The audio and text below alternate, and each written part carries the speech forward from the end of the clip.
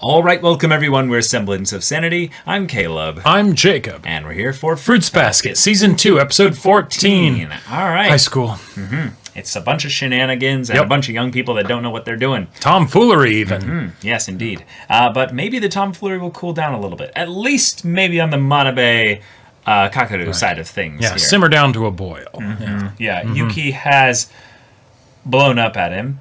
Yep. They had a bit of a conversation, a bit of vulnerability finally from Kakaru, and I think they're going to be moving things forward in a good direction. I think so. Let's see. But there's still some lingering skeletons in the closets, if you will. That's right. Going on with the student council. We have ourselves a new wave in the meta of the Yuki fan club. Indeed. How it's going to play out from here, I don't know, but I give Toto or Kimi Toto decent odds, at least at being better than them. That's for sure. Doing something is probably in the going to be better. Yeah, we'll see how that goes. Yep. But hey, more school shenanigans means more Uonhana. That's and right. Just more good stuff in general. So y'all, without further ado, let's get into this. All right, everyone, now be sure to go check out the reaction portion of the video in the description below, then come back here for the discussion.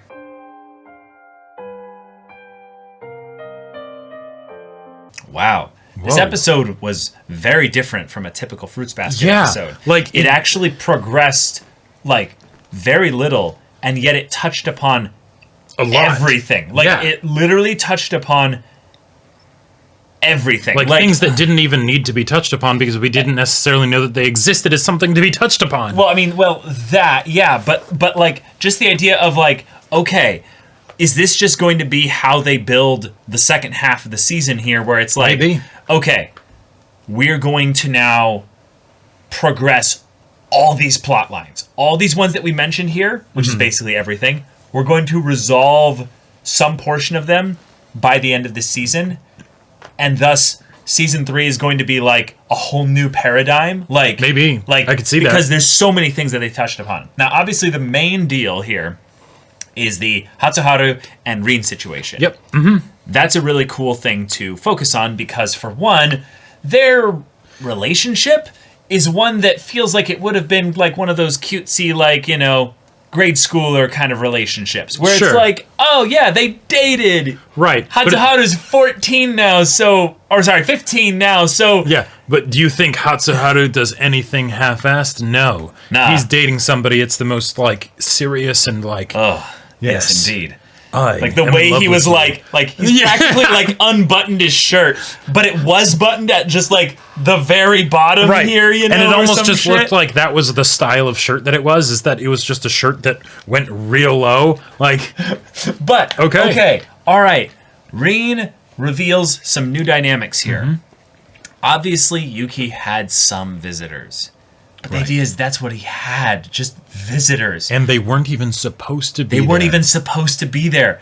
The idea that, oh, okay, Haru was one of the ones that, like, probably was one of the few. Sure. Okay, let's say he was the only one. Regardless, either way, the fact that at that point, Haru and Rin were at the very least close. Yep. We don't know if they were necessarily dating at the time, but probably were. The idea that she was listening to see if anyone else would come by and potentially get them in trouble. Right. She gives the signal of, hey, you know, tired of this. I want to go home. Yeah. Okay. Cool. Gotcha.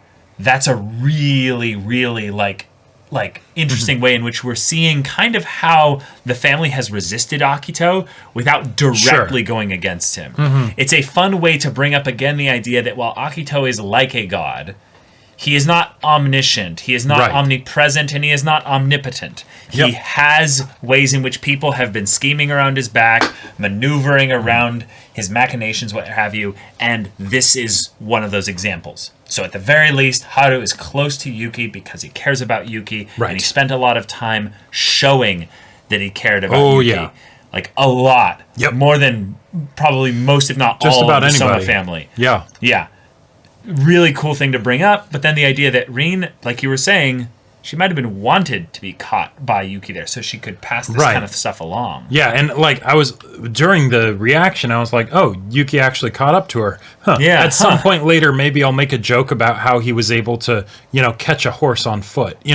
Right? The rat caught up. To Yeah, the yeah, horse. right, exactly. It's like, oh, okay, but then Haru actually brought it up As a joke as well. of like, oh no, there's no reason for me to chase after her. If she wants to get gone, then there's nothing you can do about that. I thought it was also big wisdom from Haru here, where it's like, oh, if she wants to engage with me, like, I don't have to force it to happen. Right, and he already basically took the gamble of, I don't think she actually means the things that she's saying, so even though she said, don't touch me, I'm going to embrace her. I'm going to say something that will be so dramatic that will make her see whether or not she responds in a way that makes it seem like she emotionally still cares or is invested in me. And since he's a bit of a goober young, teen anyway, his methods are a bit awkward and forced and funny and Exactly. Immature. Yeah. But so then it there turns you out go. that doesn't actually work. She runs away. He gets the hint. Okay, cool. Well, it was because he drew a connection to her past as to whether or not she was still the same. Yeah. And then she was like, hey, that's too far. Right. Get slapped. And I think that was his point of going, okay, so that's where the boundary is right now. Right. Don't touch because the past right now, keep things in the here and now. And I feel like that's something where not necessarily that Haru gets slapped by her on the regular, but the idea that since she doesn't talk about what she truly feels and means and all of that stuff, he has to do a lot of this kind of like Dance. Yeah, this dance and almost kind of like prodding, where it's like, okay, I feel like this is not what it is, but just in case, I'm going to throw that out there. Okay, yeah, it's not. All right, cool. Yeah. But Good shit. I love seeing their dynamic. I love that the episode wasn't just focused on them, since their relationship has been more of something in the background. So while we do get characterization for each of them individually, it's also something where we get some good focus on Yuki by proximity. Yes, Yuki is the next big piece of this whole puzzle here. Yep. Yuki. Oh, boy. Yuki. I'm sorry. I'm sorry. Yes. Yeah. Anyway, yeah. That aside, now that that's been derailed, right? Thank you. The thing I was gonna bring up is it's okay to not understand your feelings, Yuki. Right. The idea that Haru seems like he is like all Chadis the way Maximus. I don't, but also to parallel it with Kagura, the idea that she's like, well, once I like you, it's all over from there. Yep. That's not always the case.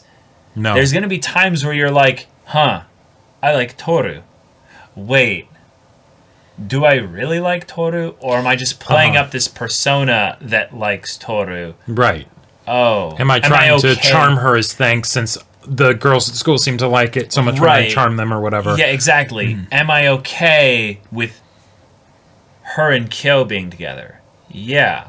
I'm not jealous about it. But there's something I feel for her, and there's something I feel about myself. How do I reconcile these things? How do I reconcile all these feelings? Yeah. Well, the first thing is processing them, letting them happen, experiencing them.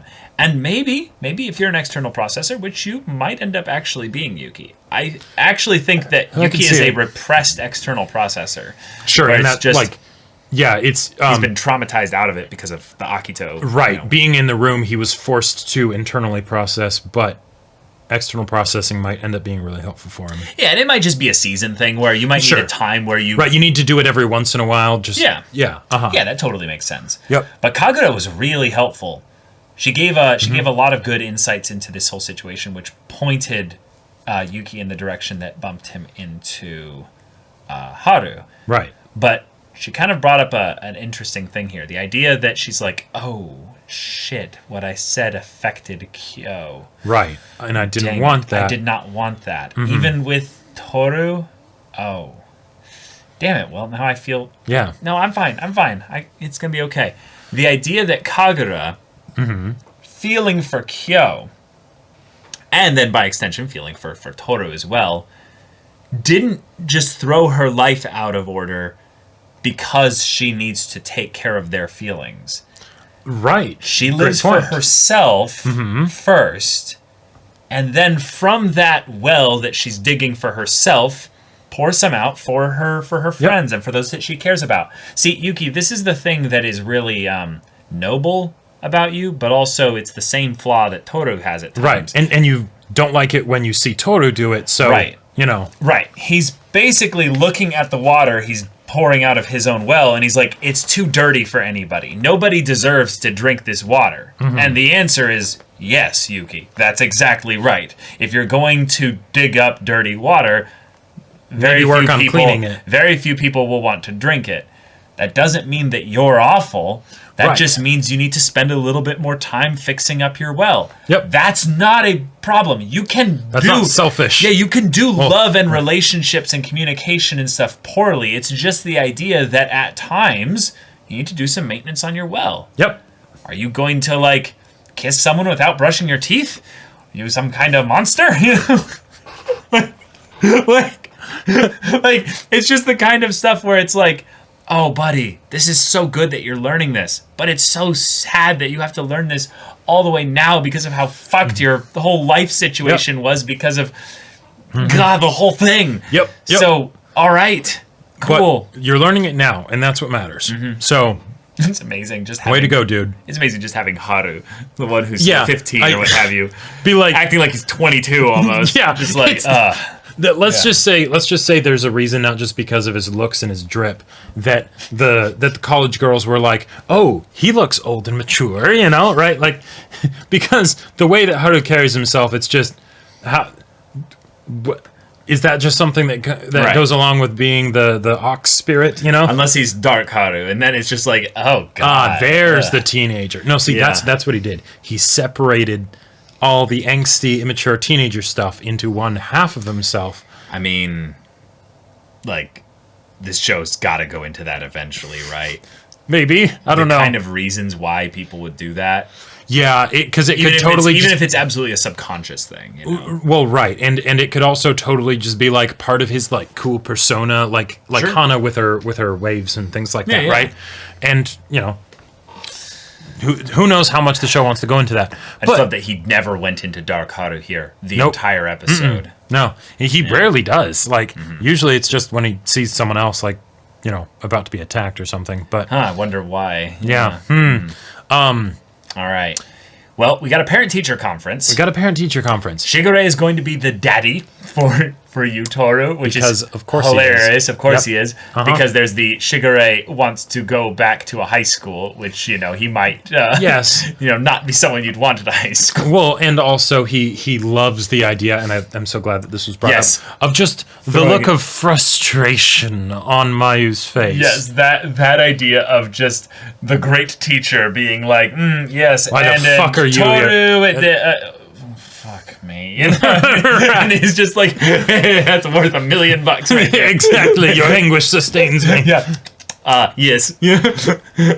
But that means then that the rest of the Somas as well will have to deal with this. And we'll get to see how they handle parent-teacher conferences. For people like Kyo, for one. Where their father shouldn't be within 50 feet of Kyo. He will get Kazuma. Of course. No. That's the obvious one. And it will be but wonderful. The idea is that they've probably had to deal with that kind of thing. Who's your Kazuma, basically. Right. Then you have Yuki, who very much seems to have some big parent issues in there. They're quite apparent, if you will. Yeah. Oh, man. But they might not be quite apparent, you know. Exactly. Yeah. Wordplay. Yeah. Yes. One of the things that I thought was very interesting and good to know is that apparently Haru is the one that is responsible for Shigure taking in Yuki. Yes. And that's something that, quite frankly, explains a lot. Because Shigure has had such a hands-off approach. Sure. The idea of him actively creating this space for Yuki and Kyo. Yeah, where Akito is over the fuck over there. Right. And you're behind my very protected door that does not get knocked down constantly. Right. Yes. And at the very least, it is repaired very quickly if it ever is. Those two kind of felt like they were at odds with each other. And on the one hand, I was like, okay, cool. That's a fun contradiction for Shigure, where he has this very playful sort of almost like whimsical blase mix, towards a lot of the situation. But no, he really cares about him. Well, he does. But the thing that actually got him to take the action was because Haru begged him and appealed to his ego. Yes, which is hilarious because I don't think he needed to say sensei or what have you. But it's the way Shigure can put a little bit of a barrier there. It reminds me of a favorite con man from another show that yes, they're going to help, but they need to be able to do it selfishly. Yeah. So what can they get? Oh, you'll call me sensei. That does sound pretty nice. Yeah. Okay. Yeah, sure. And then later when he's like, hey, what if I called you honey? No, that's not needed. I don't want to hear that. Yeah, I don't want to hear that. Your moves don't work on me, young Jedi. I will not be swayed so easily. Oh my god, Shigure, Darth Shigure is like, your powers are no power here, Jedi, Haru just believes that he's like, I hold the balance of light and darkness within me. I will say, I was very surprised that at some point when, Haru was talking to Yuki, that he never made a reference to because you're my one true love, or anything like that again. I thought for sure that would be done at some point as like a cut the tension, God, that would be funny. but no, it was so actually funny. very serious the whole way through. So yeah. All right. So we got a couple other things. Well, we got a couple other things first. So we've got the Toru stuff. We'll do that at the end here. Yep. But we also have this idea of standing on your own. And this is something that has been brought up a couple times throughout the story here. Toru is the primary example of this. She literally could not stand on her own because there were mudslides that were going to knock her on her ass and kill her, maybe. Yep. So she's here. She's with the boys. There's a lot of people that are very happy about the fact that she's here. Right. And everything's going great. Because they kind of weren't able to stand on their own before. Exactly. All of this dynamic that has brought us to this point in the story where everyone's doing so much better is because a couple people decided to lean on each other. Right. And that's also the biggest conflict for Toru. It's the biggest conflict for half the fucking cast, actually. Right, yeah. It's so freaking awesome that now Haru brings it up in the context of Rin, who's the one that's, well, you're not able to stand up on your own or stand on your own back then. And she's like, hey, let's not go there. Right, and then she immediately runs off. Which is interesting because it's the sort of nope, that's not what it is. Or I'm fine. Yeah. Or back up. We're not talking about that right now. Sure, yeah, that too. Don't go there. Boundaries. But the idea that Yuki, who was the first one we were introduced to the idea of being the silently suffering character, really here. He was isolated in such a way where he literally had nothing else to lean on. No. He created this persona over the course of his probable transitioning into adulthood and teenager kind of life, where he basically is cool, collected, and he's got everything handled. Right, a separate person that he can lean on. Yeah, exactly. He created someone that he could lean on. Right. Now, what's really wonderful about his coming to acceptance of himself and his self-awareness here is that he's realizing that is an illusion. So, therefore, he's gone too far the other way of judging himself for having to use something like that. And he's like, I am shameful for doing that. And then Haru's like, Baka, no. That's not the point here, buddy. And something that, so I'm going to make another reference to my favorite con man from another show. What's more valuable, the real or the fake? Well, you could say that the real is more valuable because it's real, obviously, right? You could say that they're both about the same, right? Sure. They're both just as valuable. Or you could say that maybe the fake is even more valuable because guess what you did, Yuki? You figured out how to stand all on your own, even if it was by making some other person that you were leaning on that was still technically a part of you, but wasn't really you, but it did come from you, so it is you. And now you're here. Yeah. And you're doing better than before. Yeah. So now the next step is to try it out with the real thing. See what that's like. Yeah. Don't lambast yourself for the fact that you did what you had to do to survive, basically. And if you even still have to use that, that's okay. Exactly. Because that's still you. I'm so excited for Yuki. Yeah. It's rough because awesome. you can tell that the pain is going to be exponentially worse before it gets better. Darkest before the dawn and all that. Well, not just that, but because he's he's still turbulently emotional about just like a couple of the situations that are very close to him. And if he attaches too strongly to any of them, I could very easily see that being a like a crutch, or like a thing that he leans really hard on and it breaks. Basically, that he leans again on something that's kind of fake, that's not really, helping. Yeah, maybe because he's I don't know if this analogy fully works. Because he's healthier and stronger now, he isn't as frail. There's maybe there's a bit more weight to him, and that thing that was able to support his his weakened, emaciated self before, right, I see. Isn't quite enough anymore. Yeah, maybe. Like, because he does a lot of he makes a couple points of saying like, Yuki, you're fragile, you think too much, but you're also kind. And then, thinks about Ayami's words, quit stalling, go find the place where you really want to be. Yep. Yeah. Maybe we're long lost sisters in our past lives. Yeah. I know there's someone waiting out there who will see this side of you and realize know how special it is. Someday you'll find each other. What's really, really sweet about this is that Yuki is not dealing with a romantic situation, but the way that Haru phrased it is typical in a lot of romance stories of someone that basically has gotten rejected, and it's the idea there's someone else out there for you. Yeah, he's not doing that right now. There's a form of that where you could absolutely say that Kyo has won or is winning the rival romantic battle, but in some ways Yuki kind of stepped off the battle a while ago, and has been on his own internal path journey here. So if he's basically saying, hey, there's someone out there who will see this side of you and love it and see how special it is, he's kind of saying in a lot of ways, I support your stepping off the Toru train as well. There's someone else out there that will recognize you.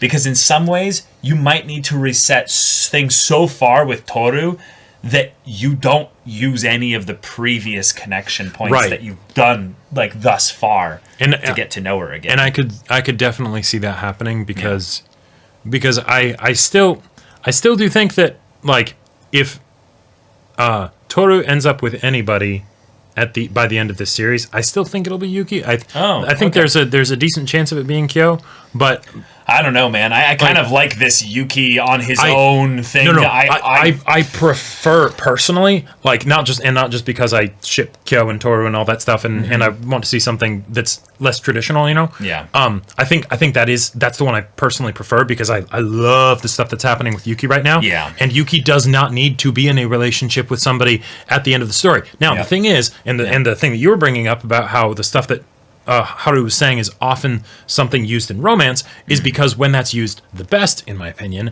is when those things happen to coincide. Yes. It's not that one forces the other to be there, right? But it's that, oh, hey, you find the person that ends up being this. Oh, hey, it happens to also be this person that maybe you end up falling for, right? Yeah. There you go. Happy ending. Keep going on, though. It's going to take some time.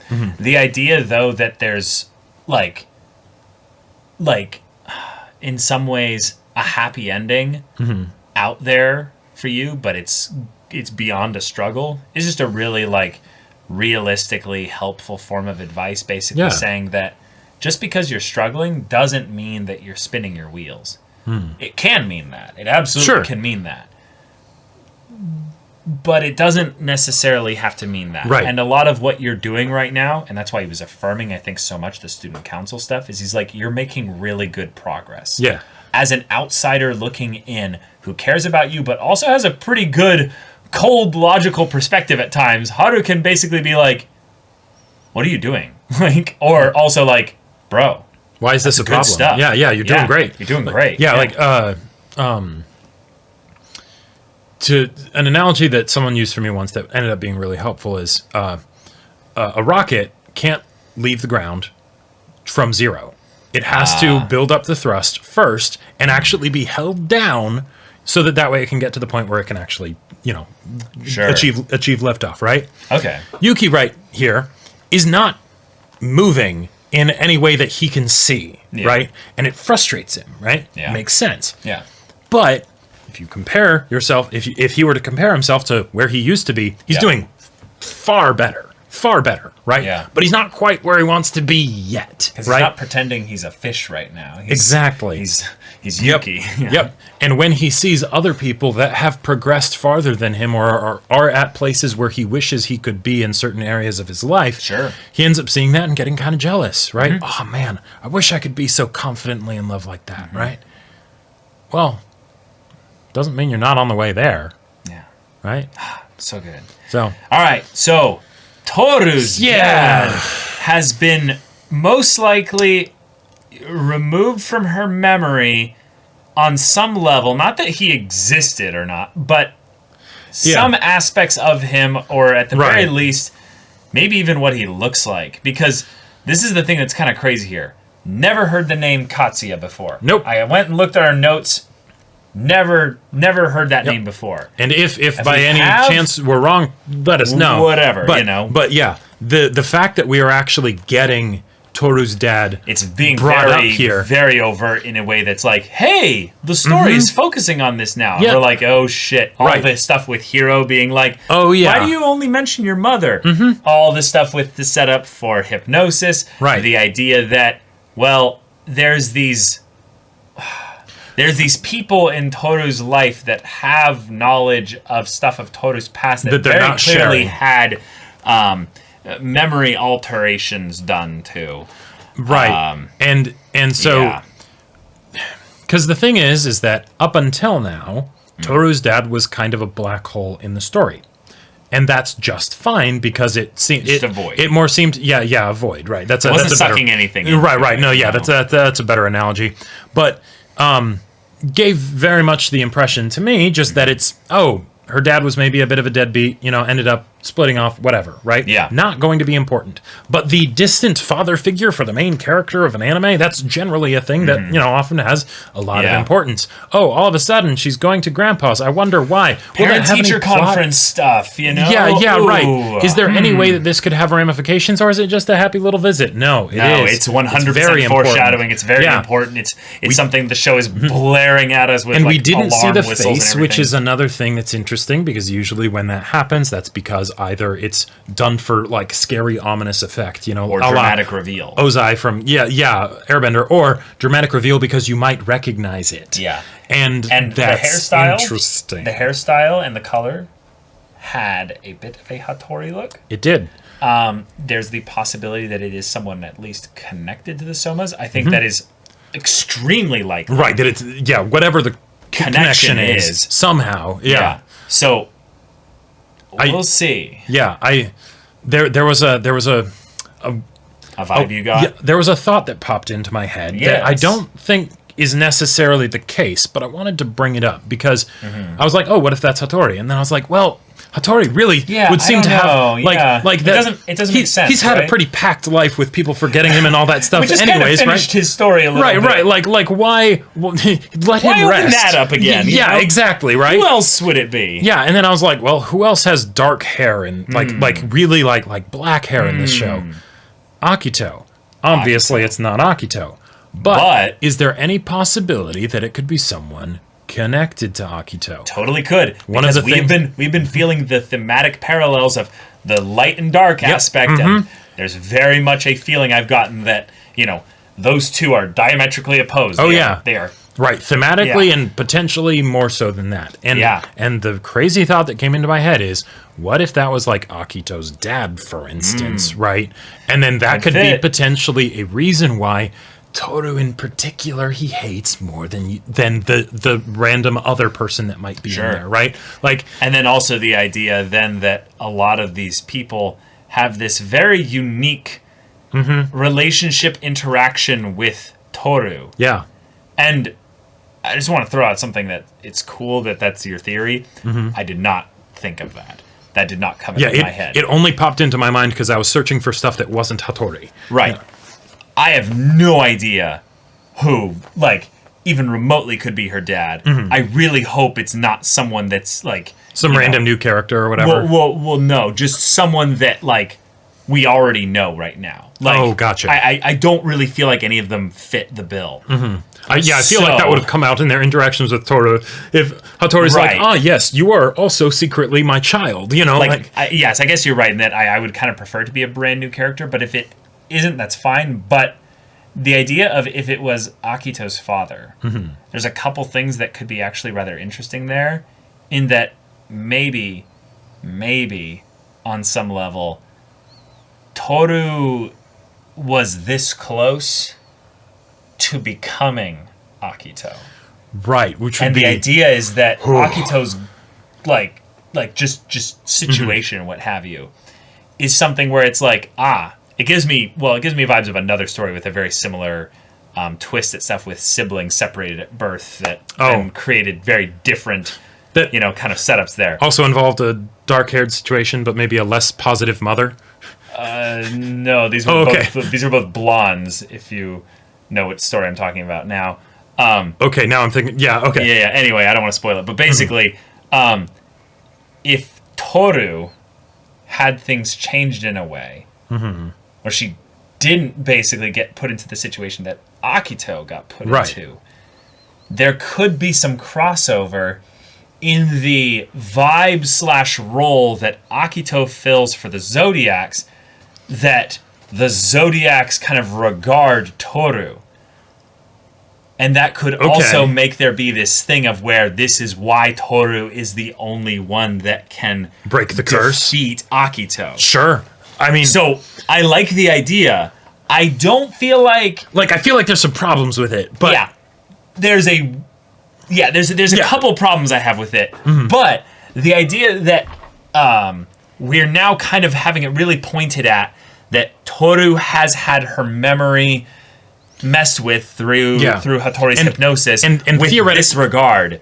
Right. Not just the hat stuff, basically. And theoretically, it could just be something where it's like, hey, Dad is a painful memory. I don't like to think about it. You know, it could always be something like that. Be something like right. that. Yep. But they named him, which means he's going to have relevance in the story. Remember it. And showed the design, a bit of it, but not all of it. So that's... Okay. Yeah. Yeah. All right, y'all. Thank you so much for watching this episode's reaction and discussion. If you want to see the next episode's reaction and discussion right now, though, go check out the link in the description below for our Patreon. You can get an early access there. You can watch full-length timer reactions there, and all of this comes with Discord access, so you can chat with us in the community there about this show, about anime in general, and also be sure to check out our Twitch channel. We stream every weekday. The info's in the description. Yeah, so if any of that interests you, we'll see you there. But until then, we're Semblance of Sanity. I'm Caleb. I'm Jacob. And we'll see you all Next time.